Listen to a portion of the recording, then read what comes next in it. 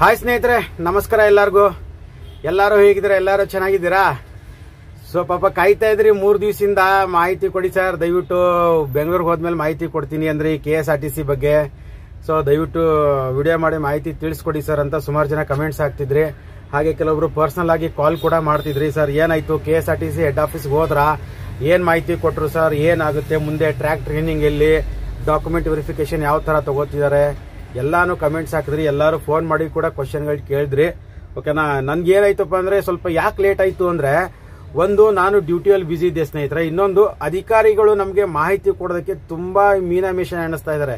ಯಾಕೆ ಅಂತ ಗೊತ್ತಾಯ್ತಲ್ಲ. ಮತ್ತೆ ಅವ್ರಗಳ ಮಧ್ಯೆನೆ ಮಾಹಿತಿಗಳ ಗೊಂದಲ ಇದೆ, ಅಧಿಕಾರಿಗಳಿಗೆ ಮಾಹಿತಿಗಳ ಗೊಂದಲ ಇದೆ. ನಾವು ಹೆಡ್ ಆಫೀಸಲ್ಲಿ ಹೋದ್ರೆ ಆಮೇಲೆ ಕೆಲವೊಂದು ಕಾಂಟ್ಯಾಕ್ಟ್ ನಂಬರ್ ಕೂಡ ಕೊಟ್ಟಿದ್ದಾರೆ, ಅದಕ್ಕೂ ಕಾಂಟ್ಯಾಕ್ಟ್ ಅಲ್ಲಿ ಕಾಲ್ ಮಾಡಿ ಕೇಳಿದಾಗಲೂ ಕೂಡ ಒಬ್ರು ಒಂದೊಂದ್ ತರ ಮಾಹಿತಿಗಳು ಕೊಡ್ತಾ ಇದ್ರು. ಸೊ ಹಂಗಾಗಿ ನಮಗೂ ಗೊಂದಲ ಇತ್ತು, ಏನಿದೆ ಸ್ವಲ್ಪ ಕ್ಲಿಯರ್ ಆಗಿ ತಿಳ್ಕೊಂಡೇ ಮಾಹಿತಿ ಕೊಡೋಣ ಅಂತ. ಅದಕ್ಕೆ ಸ್ವಲ್ಪ ಲೇಟ್ ಆಗೋಯ್ತು.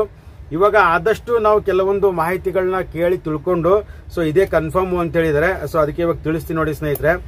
ಫಸ್ಟ್ ಮಾಹಿತಿ ಏನಂದ್ರೆ, ಇವಾಗ ಅಪ್ಲಿಕೇಶನ್ ಡೌನ್ಲೋಡ್ ಆಗ್ತಿರೋದು, ಇವಾಗ ಡಾಕ್ಯುಮೆಂಟ್ ವೆರಿಫಿಕೇಶನ್ ಸ್ಟಾರ್ಟ್ ಮಾಡ್ತಾ ಇರೋದು 15ನೇ ತಾರೀಕು, ಇದೇ ಮೇ 15ನೇ ತಾರೀಕಿಂದ ಡಾಕ್ಯುಮೆಂಟ್ ವೆರಿಫಿಕೇಶನ್ ಸ್ಟಾರ್ಟ್ ಆಗ್ತಾ ಇದೆ. ಆಲ್ರೆಡಿ ಕೆಲವೊಬ್ರು ಕಾಲ್ ಲೆಟರ್ ಕೂಡ ಡೌನ್ಲೋಡ್ ಮಾಡ್ಕೊಂಡಿದ್ದಾರೆ.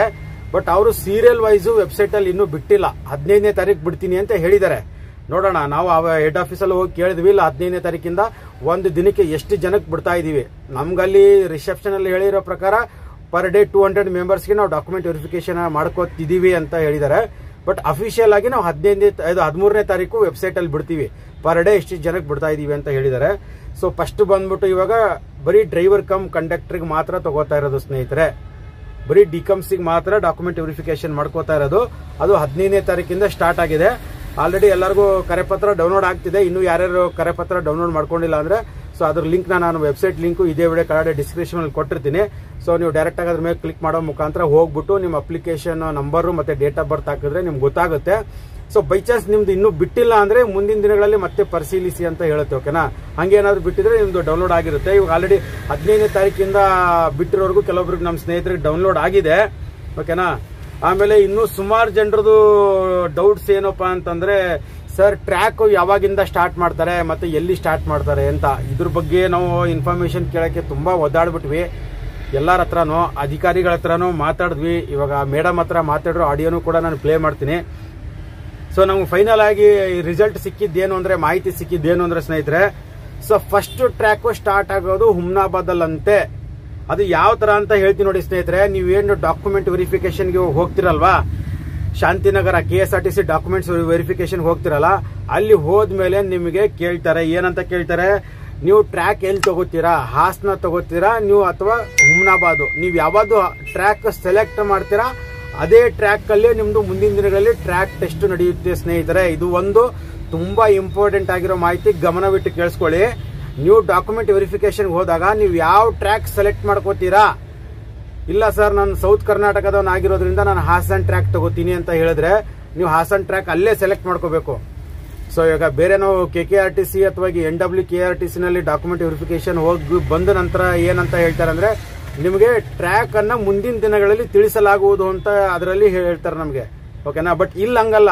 ಇಲ್ಲಿ ನಿಮ್ಗೆ ಆಲ್ರೆಡಿ ನೀವೇ ಸೆಲೆಕ್ಟ್ ಮಾಡ್ಕೋಬೇಕು, ನಮ್ಗೆ ಯಾವ ಟ್ರ್ಯಾಕ್ ಬೇಕು ಅಂತ. ಒಂದು ಹಾಸನ್ ಟ್ರ್ಯಾಕ್ ಬೇಕು ಅಂದ್ರೆ ಹಾಸನ್ ಅಲ್ಲೇ ಸೆಲೆಕ್ಟ್ ಮಾಡಿ ಕೊಟ್ಬಿಡ್ತಾರೆ, ಹಾಸನ್ ಟ್ರ್ಯಾಕ್ ನಿಮ್ಗೆ ಅಲ್ಲೇ ಟೆಸ್ಟ್ ನಡೆಯುತ್ತೆ ಅಂತ. ಅದ್ರ ಡೇಟು ಮುಂದಿನ ದಿನಗಳಲ್ಲಿ ರಿಲೀಸ್ ಮಾಡ್ತಾರೆ. ನಿಮ್ಗೆ ಹುಮ್ನಾಬಾದ್ ಟ್ರ್ಯಾಕ್ ಅಂತ ನೀವು ಸೆಲೆಕ್ಟ್ ಮಾಡ್ಕೊಂಡ್ಬಿಟ್ರೆ ನೀವು ಹುಮ್ನಾಬಾದ್ ಟ್ರ್ಯಾಕ್ ಅಲ್ಲೇ ಹೋಗಿ ಟ್ರಯಲ್ ಕೊಡಬೇಕಾಗುತ್ತೆ. ಅದ್ರ ಡೇಟ್ ಏನಿದೆ ಮುಂದಿನ ದಿನಗಳಲ್ಲಿ ನಿಮ್ ಮೆಸೇಜ್ ಬರುತ್ತೆ ಅಥವಾ ತಿಳಿಸ್ತಾರೆ ಅಂತ ಹೇಳ್ತಾರೆ, ವೆಬ್ಸೈಟ್ ಅಲ್ಲೂ ಬಿಡ್ತಾರೆ. ಈ ತರ ಇವಾಗ ಸ್ವಲ್ಪ ಇದರಲ್ಲಿ ಚೇಂಜಸ್ ಆಗಿದೆ. ಆಮೇಲೆ ಇನ್ನೂ ಕೆಲವೊಬ್ರದ್ದು ಡೌಟ್ಸ್ ಏನಿದೆ ಅಂದ್ರೆ, ಇವಾಗ ಆಲ್ರೆಡಿ ಇವಾಗ ತಗೋತಾ ಇರೋದು ಸೀರಿಯಲ್ ವೈಸ್ ಡಾಕ್ಯುಮೆಂಟ್ ವೆರಿಫಿಕೇಶನ್ ಇವಾಗ ಬಿಟ್ಟಿದ್ದಾರೆ 15ನೇ ತಾರೀಕಿಂದ. ಬಟ್ ಮುಂಚೆ ಏನ್ ಬಿಟ್ಟಿದಾರಲ್ಲ, ಉತ್ತರ ಕರ್ನಾಟಕದಿಂದ ಏನ್ ಸ್ಟಾರ್ಟ್ ಮಾಡಿದಾರಲ್ಲ ಸ್ನೇಹಿತರೆ, ಸೊ ಅವ್ರಿಗೂ ಕೂಡ ಟ್ರ್ಯಾಕ್ ಅನ್ನ ಸೀರಿಯಲ್ ವೈಸ್ ತಗೋತೀವಿ ಅಂತ ಹೇಳ್ತಾ ಇದಾರೆ. ಸೊ ಇವಾಗೆಲ್ಲ ಸೆಂಟ್ರಲ್ ಇರೋರ್ದೆಲ್ಲ ಕೆಲವೊಬ್ರದ್ದು ಡಾಕ್ಯುಮೆಂಟ್ ವೆರಿಫಿಕೇಶನ್ ಆಗೋಗಿದೆ. ಬಟ್ ಅವರು ಸುಮಾರು ದಿನ ಕಾಯ್ಬೇಕಾಗುತ್ತೆ ಅನ್ಸುತ್ತೆ ನನಗೆ. ನೋಡೋಣ ಏನಾಗುತ್ತೆ ಅಂತ. ಸೊ ಈಗ ಆತರ ಹೇಳಿದ್ದಾರೆ, ಇದು ಒಂದು ಗಮನದಲ್ಲಿ ಇಟ್ಕೊಂಡು ಹೋಗಿ ನೀವು. ನಿಮ್ಗೆ ಯಾವ ಟ್ರ್ಯಾಕ್ ಬೆಸ್ಟ್, ನೀವು ಯಾವ ಟ್ರ್ಯಾಕ್ ಅಲ್ಲಿ ಪರ್ಫೆಕ್ಟ್ ಆಗಿ ಹೊಡಿಬಹುದು ಅಂತ ಗೊತ್ತಿರುತ್ತೆ, ಆ ಟ್ರ್ಯಾಕ್ ನಿ ಚೂಸ್ ಮಾಡಿ ಸ್ನೇಹಿತರೆ. ಇವಾಗ ನಮ್ಮ ಉತ್ತರ ಕರ್ನಾಟಕ ಸ್ನೇಹಿತರು ಎಲ್ಲ ಆಲ್ಮೋಸ್ಟ್ ಹುಮ್ನಾಬಾದ್ ಅಲ್ಲಿ ಟ್ರಯಲ್ ಮುಗಿಸ್ ಬಂದಿದ್ದಾರೆ KKRTCದು. ಸೊ ಅಲ್ಲಿ ಟ್ರ್ಯಾಕ್ ಹೆಂಗಿದೆ ಅಂತ ಅವ್ರಿಗೆಲ್ಲ ತುಂಬಾ ಚೆನ್ನಾಗಿ ಗೊತ್ತು. ಸೊ ಅವರೆಲ್ಲ ಆಲ್ಮೋಸ್ಟ್ ಅಲ್ಲೇ ಸೆಲೆಕ್ಟ್ ಮಾಡ್ಕೋತಾರೆ. ಯಾಕಂದ್ರೆ ಅಲ್ಲಿ ಆಲ್ರೆಡಿ ಕೆಲವೊಬ್ರು ನಾವು ಏನ್ ತಪ್ಪು ಮಾಡಿದೀವಿ ಅಂತ ಆ ಟ್ರ್ಯಾಕ್ ಅಲ್ಲಿ ಗೊತ್ತಿರುತ್ತೆ, ಅದನ್ನ ತಿದ್ಕೊಂಡು ನಾನು ಮತ್ತೆ ಇಲ್ಲಿ ಚೆನ್ನಾಗಿ ನಾನು ಟ್ರ್ಯಾಕ್ ಹೊಡಿಬಹುದು ಅಂತಾನು ಗೊತ್ತಿರುತ್ತೆ ಅವ್ರಿಗೆ. ಹಾಗಾಗಿ ಉತ್ತರ ಕರ್ನಾಟಕದ ಅಭ್ಯರ್ಥಿಗಳೆಲ್ಲಾನು ಆಲ್ಮೋಸ್ಟ್ ಹುಮ್ನಾಬಾದ್ ಟ್ರ್ಯಾಕ್ ತಗೋತಾರೆ. ಸೊ ಸೌತ್ ಕರ್ನಾಟಕದವರು KKRTCಗೆ ಪ್ರಯತ್ನ ಮಾಡಿದವರು ಅಲ್ಲಿ ಟ್ರಯಲ್ ಕೊಟ್ಟು ಬಂದಿದ್ದಾರೆ. ಬಟ್ ನೀವು ನೋಡಿ ನಿಮ್ಗೆ ಯಾವ ಟ್ರ್ಯಾಕ್ ಬೆಸ್ಟ್ ಅನ್ಸುತ್ತೆ ಅಂತ. ಬಟ್ ಸೊ ಫಸ್ಟ್ ಸ್ಟಾರ್ಟ್ ಆಗೋದು ಹುಮ್ನಾಬಾದ್ ಟ್ರ್ಯಾಕ್, ಅದಾದ್ಮೇಲೆ ಸ್ವಲ್ಪ ದಿನ ಲೇಟ್ ಆದ್ಮೇಲೆ ಹಾಸನ್ ಟ್ರ್ಯಾಕ್ ಸ್ಟಾರ್ಟ್ ಆಗುತ್ತೆ ಅಂತ ಹೇಳ್ತಿದ್ದಾರೆ. ಅದಕ್ಕೆ ಸ್ವಲ್ಪ ದಿನ ಲೇಟ್ ಆಗುತ್ತೆ ಅಂತಾನು ಹೇಳಿದ್ದಾರೆ. ಆಮೇಲೆ ನಾವು ಕೇಳಿದ್ವಿ ಎಷ್ಟು ಜನ ಅಪ್ಲಿಕೇಶನ್ ಹಾಕಿದ್ದಾರೆ ಸರ್ ಅಂದ್ರೆ ಯಾವುದೇ ಕಾರಣಕ್ಕೂ ಅದ್ರ ಬಗ್ಗೆ ಮಾಹಿತಿನೇ ಬಿಟ್ಕೊಡ್ತಾ ಇಲ್ಲ. ಎಷ್ಟು ಜನ ಅಪ್ಲಿಕೇಶನ್ ಹಾಕಿದ್ದಾರೆ ಅಂದ್ರೆ ಅದ್ರ ಬಗ್ಗೆ ಏನು ಹೇಳ್ತಾನೆ ಇಲ್ಲ ಸ್ನೇಹಿತರೆ. ನಾನು ಸುಮಾರು ಸತಿ ರಿಕ್ವೆಸ್ಟ್ ಮಾಡಿ ಕೇಳೋದಕ್ಕೆ ಅವರು ನಮ್ಮ ಮೇಲೇನೆ ಒಂಥರ ದರ್ಪವಾಗಿ ಮಾತಾಡ್ತಾ ಇದ್ದಾರೆ. ನಿಮ್ಗೆ ಯಾಕೆ ಬೇಕು, ನೀವೇನು ಅಪ್ಲಿಕೇಶನ್ ಹಾಕಿದ್ರೆ ನಿಮ್ದು ಮಾತ್ರ ನೋಡ್ಕೊಡ್ರಿ, ಅದೆಲ್ಲ ನಿಮ್ಗೆ ಯಾಕೆ ಬೇಕು ಅಂತ ಈ ತರ. ನಾನು 2 ಅವರ್ ನಿಂತ್ಕೊಂಡು ಹೊರಗಡೆ ಅಲ್ಲಿ ಹೆಡ್ ಆಫೀಸ್ಗೆ ಹೋಗಿ 2 ಅವರ್ ನಾನು ಅಪಾಯಿಂಟ್ಮೆಂಟ್ ತಗೊಂಡು 2 ಅವರ್ ಹೊರಗಡೆ ಕಾಯಿಸಿ ಆಮೇಲೆ 2:30 ಮೇಲ್ ಬಿಟ್ರು ನನಗೆ ಒಳಗಡೆ. ನೇಮಕಾತಿ ಇಲಾಖೆಯಲ್ಲಿ ಹೋಗಿ ಕೇಳಿದ್ರೆ ಇಷ್ಟೆಲ್ಲ ಆದ್ಮೇಲೂ ಅವ್ರು ನಮಗೆ ಎಷ್ಟು ಜನ ಅಪ್ಲಿಕೇಶನ್ ಹಾಕಿದ್ದಾರೆ ಅಂತ ಅದ್ರ ಬಗ್ಗೆ ಏನೋ ಮಾಹಿತಿ ಕೊಡ್ಲಿಲ್ಲ ಅವರು. ಅದೊಂದು ವಿಷಯದಲ್ಲಿ ಬೇಜಾರಾಗೋಯ್ತು. ಆಮೇಲೆ ಹೋಗಿ ತಗೋತಿರೋದು ಬರೀ ಡಿಕಮ್ಸಿದು ಮಾತ್ರ ಸ್ನೇಹಿತರೆ. ಇನ್ನು ಡಿ ಅವರು ಇನ್ನೂ ಸುಮಾರು ದಿನ ವೇಟ್ ಮಾಡಬೇಕಾಗುತ್ತೆ. ನಾನು ಸ್ವಲ್ಪ ಸ್ಟ್ರಾಂಗ್ ಆಗಿ ಕೇಳಿದೆ, ಮೇಡಮ್ ನಾನು ಇವಾಗ ಡಿಗೆ ಹಾಕಿದ್ದೀನಿ, ಯಾಕೆ ತಗೋತಾ ಇಲ್ಲ, ಯಾಕೆ ತಗೋತಾ ನಮ್ಗೆ ಗೊತ್ತಿಲ್ಲ ಸರ್, ಅದ್ರ ಬಗ್ಗೆ ಸರ್ಕಾರಕ್ಕೆ ಕೇಳಬೇಕಾಗುತ್ತೆ. ಮತ್ತೆ ನಾವು DD ಚಲಾನ್ ಕಟ್ಟಿದೀವಿ, ನೀವು ಹೆಂಗೆ ತಗೊಳ್ಳಲ್ಲ ಅಂತಿದ್ದೀರಾ ಅಂತಾನು ಕೇಳಿದೆ ನಾನು. ಇಲ್ಲ, ಆಮೇಲೆ ಅವಾಗ ಅವರು ಸ್ವಲ್ಪ ಕೂಲ್ ಆಗಿ ಇಲ್ಲ ತಗೋತೀವಿ, DD ಕಟ್ಟಿರೋದ್ರಿಂದ ನಿಮ್ದು ಕೂಡ ತಗೋತೀವಿ, ಒಂದ್ ಸ್ವಲ್ಪ ಲೇಟ್ ಆಗ್ಬಹುದು, ಸರ್ಕಾರದಿಂದ ಆದೇಶ ಬರೋಕೆ ಸ್ವಲ್ಪ ಲೇಟ್ ಆಗ್ಬಹುದು, ಲೇಟ್ ಆದ್ರೂ ಪರವಾಗಿಲ್ಲ ನಿಮ್ಗೆ ತಗೋತೀವಿ, ಸ್ವಲ್ಪ ದಿನ ಕಾಯ್ಬೇಕಾಗತ್ತೆ ಅಂತ ಹೇಳಿದ್ದಾರೆ. ಇಷ್ಟಿದೆ ನಮ್ಗೆ ಬರೀ ಡಿಗೆ ಹಾಕಿರೋ, ಯಾರು ಡಿಗೆ ಅಪ್ಲಿಕೇಶನ್ ಹಾಕಿದ್ರೆ ಅವ್ರಿಗೆ ಇಷ್ಟಿದೆ ಸ್ನೇಹಿತರೆ ಮಾಹಿತಿ. ಆಮೇಲೆ ಸ್ನೇಹಿತರೆ ಇನ್ನೊಂದು, ನೀವು ಯಾರ್ಯಾರು ನಮ್ಮ ಚಾನಲ್ನ ಸಬ್ಸ್ಕ್ರೈಬ್ ಮಾಡ್ಕೊಳ್ಳದೆ ಫಸ್ಟ್ ಟೈಮ್ ಈ ವಿಡಿಯೋನ ನೋಡ್ತಿದ್ರಾ, ದಯವಿಟ್ಟು ನಮ್ಮ ಚಾನಲ್ನ ಸಬ್ಸ್ಕ್ರೈಬ್ ಮಾಡ್ಕೊಳ್ಳಿ. ಸಬ್ಸ್ಕ್ರೈಬ್ ಮಾಡ್ಕೊಳ್ಳೋದ್ರ ಜೊತೆಗೆ ಪಕ್ಕದಲ್ಲಿರೋ ಬೆಲ್ ಬಟನ್ ಕೂಡ ಕ್ಲಿಕ್ ಮಾಡಿ. ಯಾಕಂದ್ರೆ ನಾವು ಏನೇ ಅಪ್ಡೇಟ್ಸ್ ಇದ್ರು ವಿಡಿಯೋ ಮಾಡಿ ಹಾಕಿದ ತಕ್ಷಣ ಫಸ್ಟ್ ನೋಟಿಫಿಕೇಶನ್ ಬರುತ್ತೆ. ಸೊ ವಿಡಿಯೋನ ಯಾವುದೇ ಕಾರಣಕ್ಕೂ ಮಿಸ್ ಆಗಲ್ಲ. ಹಾಗೆ ಇನ್ನೂ ಯಾರ್ಯಾರು ನಮ್ಮ ಫೇಸ್ಬುಕ್ ಪೇಜ್ನ ಫಾಲೋ ಮಾಡ್ಕೊಂಡಿಲ್ಲ, ನಮ್ಮ ಫೇಸ್ಬುಕ್ ಪೇಜ್ ಕೂಡ ಫಾಲೋ ಮಾಡ್ಕೊಳ್ಳಿ. ಅದ್ರ ಲಿಂಕ್ನ ಇದೇ ವಿಡಿಯೋ ಡಿಸ್ಕ್ರಿಪ್ಷನ್ ಅಲ್ಲಿ ಕೊಟ್ಟಿರ್ತೀನಿ. ಮತ್ತೆ ಇನ್ನೂ ಯಾರ್ಯಾರು ನಮ್ಮ ವಾಟ್ಸ್ಆಪ್ ಗ್ರೂಪ್ಗೆ ಜಾಯ್ನ್ ಆಗಿಲ್ಲ, ನಮ್ಮ ವಾಟ್ಸ್ಆಪ್ ಗ್ರೂಪ್ಗೂ ಕೂಡ ಜಾಯ್ನ್ ಆಗಿ, ಅದ್ರ ಲಿಂಕ್ ಕೂಡ ಇದೇ ವಿಡಿಯೋ ಡಿಸ್ಕ್ರಿಪ್ಷನ್ ಅಲ್ಲಿ ಕೊಟ್ಟಿರ್ತೀನಿ. ಸೊ ನೋಡಿ ಸ್ನೇಹಿತರೆ, ವಾಟ್ಸ್ಆಪ್ ಗ್ರೂಪ್ಗೆ ಸೇರಿರುವಂತ ಅಭ್ಯರ್ಥಿಗಳಿಗೆ ನಾನು ಹೇಳ್ತೀನಿ ಎಲ್ಲ ಸ್ನೇಹಿತರಿಗೆ, ಸೊ ದಯವಿಟ್ಟು ನೀವು ಬರೀ ವಾಯ್ಸ್ ಕಾಲ್ಗಳನ್ನ ಹಾಕ್ತಾ ಇದ್ದೀರಾ ಗ್ರೂಪ್ ಅಲ್ಲಿ, ಆಯ್ತಾ. ನಾನು ಗಮನಿಸ್ತಾ ಇದ್ದೀನಿ, ನಾನು 2-3 ದಿವಸದಿಂದ ಬ್ಯುಸಿ ಆಗಿದ್ದೆ, ಹಾಗೆ ನಾನು ಏನು ರಿಪ್ಲೈ ಮಾಡಕ್ಕಾಗ್ಲಿಲ್ಲ. ಸೊ ನಾವು ಏನಕ್ಕೆ ಕೆಲವೊಂದು ಚಾಟ್ನ ನಾವು ಬ್ಲಾಕ್ ಮಾಡದೆ ಇಟ್ಟಿದೀವಿ ಅಂತಂದ್ರೆ, ಯಾಕಂದ್ರೆ ನಾನು ಒಬ್ಬನೇ ಮಾಹಿತಿ ಕೊಡಬೇಕು ಅಂತೇನಿಲ್ಲ, ಎಲ್ಲ ಆಲ್ ಓವರ್ ಕರ್ನಾಟಕದಿಂದ ಎಲ್ಲಾ ಕಡೆನೂ ಸ್ನೇಹಿತರಿದ್ದಾರೆ, ಡ್ರೈವರ್ ಸ್ನೇಹಿತರು ಇದ್ದಾರೆ, ಅವ್ರಿಗೂ ಕೆಲವೊಂದು ಮಾಹಿತಿಗಳು ಬರ್ತಾ ಇರುತ್ತೆ. ಸೊ ಕೆಲವೊಂದು ಮಾಹಿತಿಗಳು ನನಗೆ ವಾಟ್ಸ್ಆಪ್ ಗ್ರೂಪ್ ಇಂದಾನೆ ಕೊಟ್ಟಿದ್ದಾರೆ ನನಗೆ, ಸರ್ ಈ ತರ ಇದೆ ಮಾಹಿತಿ ಅಂತ. ಆಮೇಲೆ ಕೆಲವೊಬ್ರು ಸ್ನೇಹಿತರು ಪರ್ಸನಲ್ ಆಗಿ ಫೋನ್ ಮಾಡ್ಬಿಟ್ಟು ಕೂಡ ಹೇಳಿದ್ದಾರೆ, ಸೊ ನೋಡಿ ಸರ್ ಈ ತರ ಇದೆ ಮಾಹಿತಿ, ದಯವಿಟ್ಟು ವಿಡಿಯೋ ಮಾಡಿ ತಿಳಿಸಿ ಅಂತ. ಬಟ್ ವಾಟ್ಸ್ಆಪ್ ಗ್ರೂಪ್ ಅಲ್ಲಿ ಇರೋರು ಏನ್ ಮಾಡ್ತಾ ಇದ್ದೀರಾ, ಸುಮ್ನೆ ಬೇಡವಾಗಿರುವಂತ ಚಾಟ್ ಮಾಡೋದಾಗ್ಲಿ, ವಾಯ್ಸ್ ರೆಕಾರ್ಡಿಂಗ್ ಹಾಕೋದಾಗ್ಲಿ ಮಾಡ್ತಿದ್ದೀರಾ. ಸೊ ನೋಡಿ, ಸುಮ್ನೆ ಹಾಕೋದ್ರಿಂದ, ಯಾಕಂದ್ರೆ ಹೆಚ್ಚು ಕಮ್ಮಿ 180-200 ಜನ ಸೇರ್ಕೊಂಡಿದ್ದಾರೆ. ನಮ್ಗೇನು ಜಾಸ್ತಿ ಜನ ಸೇರ್ಕೊಳ್ಳಿ, ನಮ್ಮ ಒಂದು ಕನೆಕ್ಟಿವಿಟಿ ಜಾಸ್ತಿ ಬೆಳೀಲಿ ಅನ್ನೋ ಒಂದು ಉದ್ದೇಶಕ್ಕೆ ನಾನು ಇನ್ನೂ ಏನು ಮಾಡಿಲ್ಲ. ಯಾಕಂದ್ರೆ ಕೆಲವೊಬ್ರು ಸ್ನೇಹಿತರಿಗೆ ಓದೋಕ್ಕೂ ಬರೆಯೋಕ್ಕೂ ಬರಲ್ಲ, ಕಮೆಂಟ್ಸ್ ಹಾಕೋಕ್ಕೂ ಬರಲ್ಲ. ಸೊ ಅಟ್ಲೀಸ್ಟ್ ಅವ್ರಿಗೆ ಏನೋ ಸಮಸ್ಯೆ ಇದ್ರೆ, ಏನಾದ್ರೂ ಪ್ರಾಬ್ಲಮ್ ಇದ್ರೆ ಅಟ್ಲೀಸ್ಟ್ ಅವ್ರ ವಾಯ್ಸ್ ಕಾಲ್ ಅಲ್ಲಾದ್ರೂ, ವಾಯ್ಸ್ ರೆಕಾರ್ಡಿಂಗ್ ಅಲ್ಲಾದ್ರೂ ತಿಳಿಸ್ಲಿ ಅನ್ನೋದಕ್ಕೋಸ್ಕರ ನಾನು ಫ್ರೀ ಆಗಿಬಿಟ್ಟಿದ್ದೀನಿ. ಬಟ್ ಅದನ್ನ ಕೆಲವೊಬ್ರು ಮಿಸ್ಯೂಸ್ ಮಾಡ್ಕೊಂಡು ಸುಮ್ನೆ ಅನ್ನೆಸೆಸರಿ ಡಿಸ್ಕಷನ್ ಮಾಡ್ತಾ ಇದ್ದೀರಾ. ಆ ತರ ಏನಾದ್ರು ಮಾಡ್ತಾ ಇದ್ರೆ ಮುಂದಿನ ದಿನಗಳಲ್ಲಿ ನಿಮ್ಗೆ ಗ್ರೂಪ್ ಇಂದ ರಿಮೂವ್ ಮಾಡ್ತೀವಿ, ಮತ್ತೆ ನೀವು ಗ್ರೂಪಿಗೆ ಸೇರ್ಕೊಳಕ್ ಆಗಲ್ಲ. ನಾನು ಹೇಳ್ತಿರೋದು, ಸುಮ್ನೆ ನೀವು ನೈಟ್ 11 ಗಂಟೆಗೆಲ್ಲ ಡ್ರಿಂಕ್ಸ್ ಎಲ್ಲ ಮಾಡ್ಕೊಂಡು ಏನೇನೋ ಮಾತಾಡ್ತಾ ಇದ್ದೀರಾ, ನನಗೂ ಕಾಲ್ ಮಾಡ್ತಾ ಇದ್ದೀರಾ, ನನಗೆ ತುಂಬಾ ಬೇಜಾರಾಗ್ತಿದೆ. ಇಷ್ಟೆಲ್ಲ ನಾನು ಮಾಹಿತಿ ಕೊಡ್ತಾ ಇದ್ರು ನಮ್ಮ ಸ್ನೇಹಿತರು ಈ ತರ ಮಾಡ್ತಿದ್ದೀರಾ ಅಂತ ತುಂಬಾ ಬೇಜಾರಾಗ್ತಿದೆ. ಸೊ ದಯವಿಟ್ಟು ನೋಡಿ, ಆ ತರ ಮಾಡಬೇಡಿ. ಆ ತರ ಮಾಡಿದ್ರೆ ನೀವು ಮುಂದಿನ ದಿನಗಳಲ್ಲಿ ಗ್ರೂಪ್ ಇಂದ ರಿಮೂವ್ ಮಾಡಬೇಕಾಗುತ್ತೆ. ಆಮೇಲೆ ಚಾಟು ಕೂಡ ಬ್ಲಾಕ್ ಮಾಡಬೇಕಾಗುತ್ತೆ.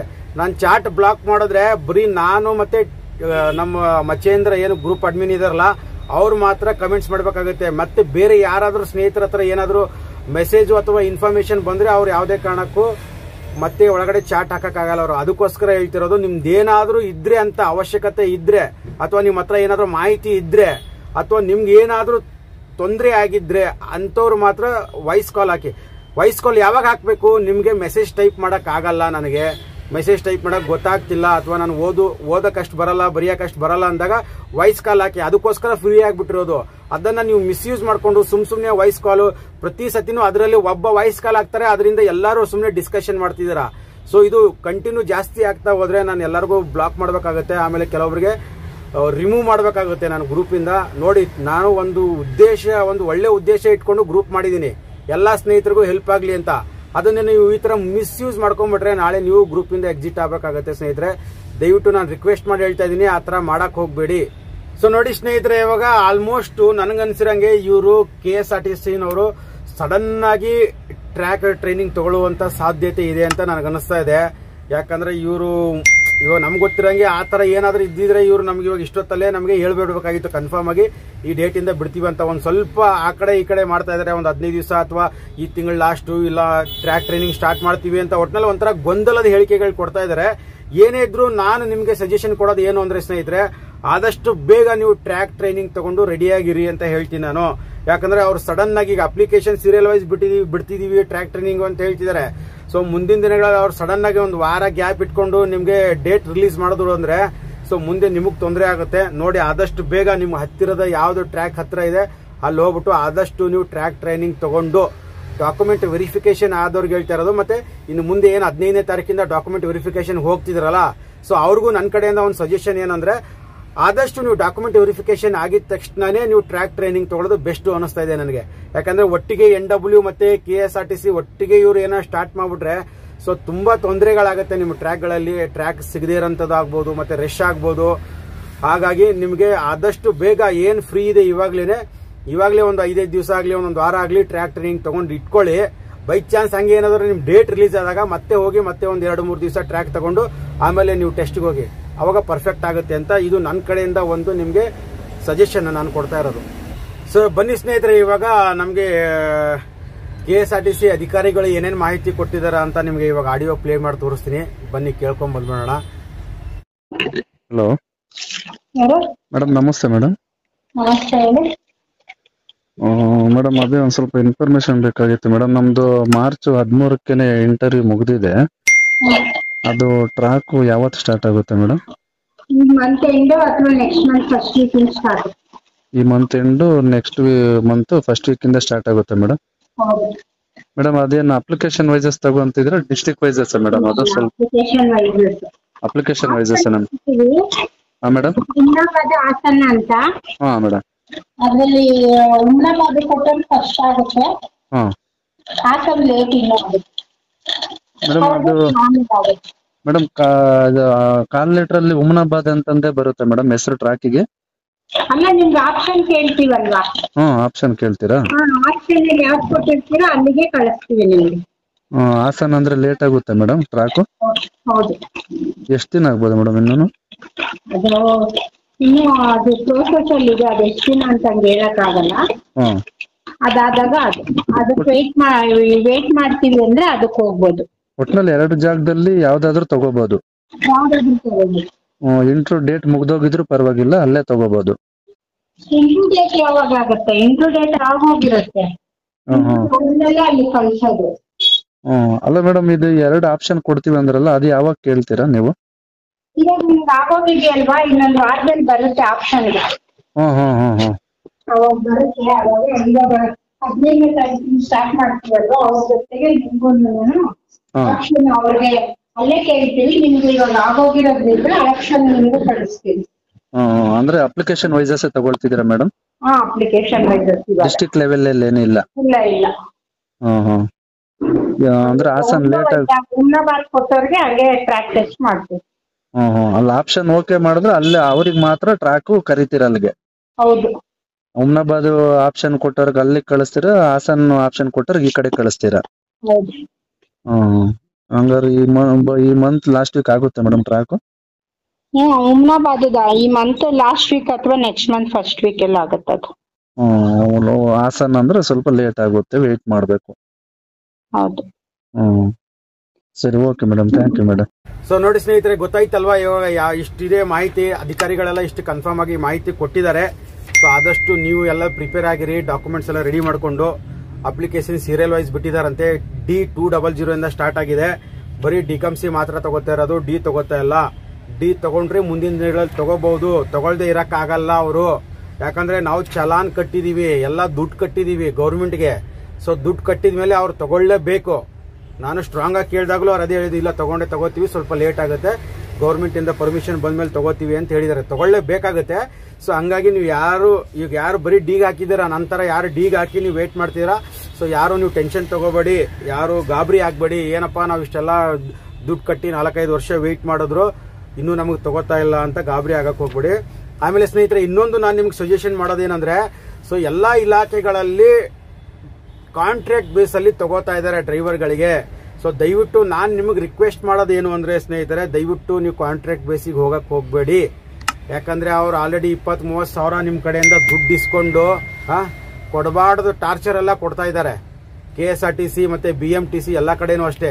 KKRTC ನಲ್ಲಿ ಏನು ಹೋಗಿದಾರಲ್ಲ, ಎಲ್ಲರೂ 30 ಸಾವಿರ 20 ಸಾವಿರ ಅಡ್ವಾನ್ಸ್ ಕೊಟ್ಟು ಯಾರು ಕೆಲಸ ಮಾಡ್ತಿದಾರಲ್ಲ ಅವ್ರಿಗೆಲ್ಲ ಓವರ್ ಟೈಮ್ ಡ್ಯೂಟಿಗಳು ಕೊಡೋದು, ಮತ್ತೆ ಪೇಮೆಂಟ್ಗಳು ಸರಿಯಾಗಿ ಕೊಡ್ತಾ ಇಲ್ಲ. ಒಂಥರ ಮಾನಸಿಕ ಹಿಂಸೆ ಅನುಭವಿಸ್ತಾ ಇದ್ದಾರೆ ಸ್ನೇಹಿತರೆ.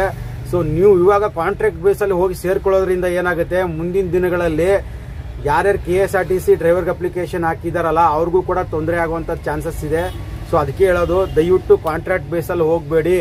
ಕಾಂಟ್ರಾಕ್ಟ್ ಬೇಸ್ ಅಲ್ಲಿ ಹೋದ್ರೆ ಅವ್ರಿಗೆ ಅದೇ ಒಂದು ಚಾನ್ಸ್ ಸಿಕ್ಕಂಗೆ ಆಗ್ಬಿಡುತ್ತೆ. ಯಾಕಂದ್ರೆ ಅವ್ರಿಗೆ ಡ್ರೈವರ್ಗಳ ಕೊರತೆ ಇದ್ರೇನೆ ಅಲ್ವಾ ಅವ್ರಿಗೆ ಗೊತ್ತಾಗೋದು ಇಲ್ಲ ನಾವು ತಗೋಬೇಕು ಅಂತ. ಸೊ ಎಲ್ಲರೂ ಕಾಂಟ್ರಾಕ್ಟ್ ಬೇಸ್ ಅಲ್ಲಿ ಹೋಗಕ್ ಸ್ಟಾರ್ಟ್ ಮಾಡ್ಬಿಟ್ರೆ, ಸೊ ಅವರು ಡ್ರೈವರ್ಗಳು ಏನ್ ಪೋಸ್ಟ್ ಹಾಕಿದೀವೋ ಅದನ್ನ ಇನ್ನೂ ಮುಂದೂಡ್ತಾನೆ ಹೋಗ್ತಾರೆ. ಆಮೇಲೆ ಯಾರು ಕಾಂಟ್ರಾಕ್ಟ್ ಬೇಸ್ ಅಲ್ಲಿ ಹೋದವ್ರು ಯಾರು ನೆಮ್ಮದಿಯಾಗಿ ಕೆಲಸ ಮಾಡ್ತಾ ಇಲ್ಲ. 30 ಸಾವಿರ ಇಟ್ಕೊಂಡು ಕೂತಿದ್ದಾರೆ. ವಾಪಸ್ ಕೆಲಸ ಬಿಟ್ರೆ ಅವ್ರದ್ದು ದುಡ್ಡು ಕೂಡ ವಾಪಸ್ ಕೊಡ್ತಾ ಇಲ್ಲ. ಕೇಳಕ್ ಹೋದ್ರೆ ದರ್ಪವಾಗಿ ಮಾತಾಡ್ತಾ ಇದಾರಂತೆ. ನೋಡಿ, ನಿಮ್ಮಿಷ್ಟ, ನಾನು ಹೇಳ್ತಾ ಇದ್ದೀನಿ, ದಯವಿಟ್ಟು ಕಾಂಟ್ರಾಕ್ಟ್ ಬೇಸ್ ಅಲ್ಲಿ ಹೋಗಿ ಯಾರು ಕೆಲಸ ಮಾಡಕ್ ಹೋಗ್ಬೇಡಿ. ಸ್ವಲ್ಪ ದಿನ ನೀವು ಎಲ್ಲರೂ ಅಪ್ಲಿಕೇಶನ್ ಹಾಕಿದಾರಲ್ಲ, ಸ್ವಲ್ಪ ದಿನ ತಾಳ್ಮೆಯಿಂದ ಇರಿ, ನಿಮ್ಗೂ ಆಗುತ್ತೆ, ಡೇಟ್ ಬಿಡ್ತಾರೆ. ಬಟ್ ಕಾಂಟ್ರಾಕ್ಟ್ ಬೇಸ್ ಇಂದ ಹೋಗೋದ್ರಿಂದ ಎಲ್ಲರಿಗೂ ತೊಂದರೆ ಆಗುತ್ತೆ ಸ್ನೇಹಿತರೆ. ನೀವು ತೊಂದರೆ ಅನುಭವಿಸ್ತೀರಾ. 30 ಸಾವಿರ ಕೊಟ್ಟು ನಿಮ್ ದುಡ್ಡು ರಿಟರ್ನ್ ತಗೊಳಕ್ಕೆ ನೀವು ಒದ್ದಾಡಬೇಕಾಗುತ್ತೆ. ಆಮೇಲೆ ಅವರು ನೀವು ಮಾಡ್ತಾ ಇದ್ರು ಕರೆಕ್ಟಾಗಿ ಪೇಮೆಂಟ್ ಕೊಡಲ್ಲ ಅವ್ರು ನಿಮ್ಗೆ. ಈ ತರ ನಡೀತಾ ಇದೆ. ಸುಮಾರು ಇವಾಗ BMTC ಎಲ್ಲ ಸ್ಟ್ರೈಕ್ ಆಯ್ತು. ಎಲೆಕ್ಟ್ರಿಕ್ ಬಸ್ನವರು ಕಾಂಟ್ರಾಕ್ಟ್ ಬೇಸ್ ಅಲ್ಲಿ ಮಾಡ್ತಾ ಇರೋರು ಸರಿಯಾಗಿ ಕೊಡ್ತಾ ಇರೋದೇ ಅವ್ರಿಗೆ 18-20 ಸಾವಿರ ಸಂಬಳ, ಅದು ತಿಂಗಳ 4 ಸತಿ ಆಗ್ತಿದಾರಂತೆ. ಈ ತರ ಇದೆ. ನೋಡಿ, ನಾನು ಇಷ್ಟೊಂದು ನಿಮ್ಗೆ ಸಜೆಷನ್ ಮಾಡಬಲ್ಲೆ, ದಯವಿಟ್ಟು ಕಾಂಟ್ರಾಕ್ಟ್ ಬೇಸಿಗೆ ಹೋಗ್ಬೇಡಿ ಅಂತ. ಏನಾಗುತ್ತೆ ಒಂದ್ ಸ್ವಲ್ಪ ದಿನ ಕಾಯೋಣ, ಕಾಯ್ದ್ಬಿಟ್ಟೆ ನಾವು ಕನ್ಫರ್ಮ್ ಆಗಿ ಗೌರ್ಮೆಂಟ್ ಜಾಬ್ ತಗೊಂಡು ಡ್ಯೂಟಿ ಮಾಡೋಣ ಅಂತ ಹೇಳ್ತೀನಿ ನಾನು. ಸೊ ನೋಡಿ ಸ್ನೇಹಿತರೆ, ಈ ವಿಡಿಯೋದಲ್ಲಿ ಇಷ್ಟಿದೆ ಮಾಹಿತಿ. ಈಗೆಲ್ಲ ಕನ್ಫರ್ಮ್ ಆಯ್ತಲ್ವಾ. ಸೊ ಸೀರಿಯಲ್ ಪ್ರಕಾರ ಅಪ್ಲಿಕೇಶನ್ ಸೀರಿಯಲ್ ಪ್ರಕಾರನೇ ಟ್ರ್ಯಾಕ್ ಟ್ರೈನಿಂಗ್ ತಗೊಳ್ಳೋದು ಅಂತ ಹೇಳಿದ್ದಾರೆ. ಯಾರಲ್ಲೂ ಗೊಂದಲ ಬೇಡ. ಆದಷ್ಟು ಬೇಗ ನೀವು ಟ್ರ್ಯಾಕ್ ಟ್ರೈನಿಂಗ್ ತಗೊಳ್ಳಿ. ಟ್ರ್ಯಾಕ್ ಡಾಕ್ಯುಮೆಂಟ್ ವೆರಿಫಿಕೇಶನ್ ಆಗಿದ ತಕ್ಷಣ ಟ್ರ್ಯಾಕ್ ಟ್ರೈನಿಂಗ್ ತಗೊಂಡು ರೆಡಿಯಾಗಿ ಇಟ್ಕೊಳ್ಳಿ ಅಂತ ಹೇಳ್ತಿದ್ದೀನಿ. ಓಕೆನಾ? ಮತ್ತೆ ಏನಾದರೂ ಮುಂದಿನ ವಿಡಿಯೋಗಳಲ್ಲಿ ಏನಾದ್ರು ಮಾಹಿತಿ ಇದ್ರೆ ತಿಳಿಸ್ಕೊಡ್ತೀನಿ ಸ್ನೇಹಿತರೆ. ನೀವು ಇನ್ನೂ ನಮ್ಮ ಚಾನಲ್ ಅಲ್ಲಿರೋ ಟ್ರ್ಯಾಕ್ ಟ್ರೈನಿಂಗ್ ವಿಡಿಯೋಗಳು ನೋಡಿಲ್ಲ ಅಂದ್ರೆ ನೋಡಿ, ಲೆಂಡ್ ಸ್ಕ್ರೀನ್ ಅಲ್ಲಿ ಏನ್ ಬರ್ತಾ ಇದೆಯಲ್ಲ 4 ಕಡೆಗೂ, ಸೊ ಅಲ್ಲಿ ನಮ್ಮ ಟ್ರ್ಯಾಕ್ ಟ್ರೈನಿಂಗ್ ವಿಡಿಯೋಗಳಿರುತ್ತೆ, ಅದನ್ನು ಕೂಡ ನೋಡಬಹುದು. ಮತ್ತೆ ನಾನು 13 ಇಲ್ಲ 14ನೇ ತಾರೀಕು ಮತ್ತೆ ವೆಬ್ಸೈಟ್ ಅಲ್ಲಿ ಏನು ಟೋಟಲ್ ಎಷ್ಟು ಜನಕ್ಕೆ ಬಿಟ್ಟಿದ್ದಾರೆ ಅಂತ ಗೊತ್ತಾಗುತ್ತಲ್ವ, ಅವಾಗ ಮತ್ತೆ ವಿಡಿಯೋ ಮಾಡಿ ತಿಳಿಸ್ತೀನಿ. ಮತ್ತೆ ಏನಾದರೂ ಇದ್ರೆ ಮುಂದಿನ ವಿಡಿಯೋಗಳಲ್ಲಿ ತಿಳಿಸ್ತೀನಿ ಸ್ನೇಹಿತರೆ.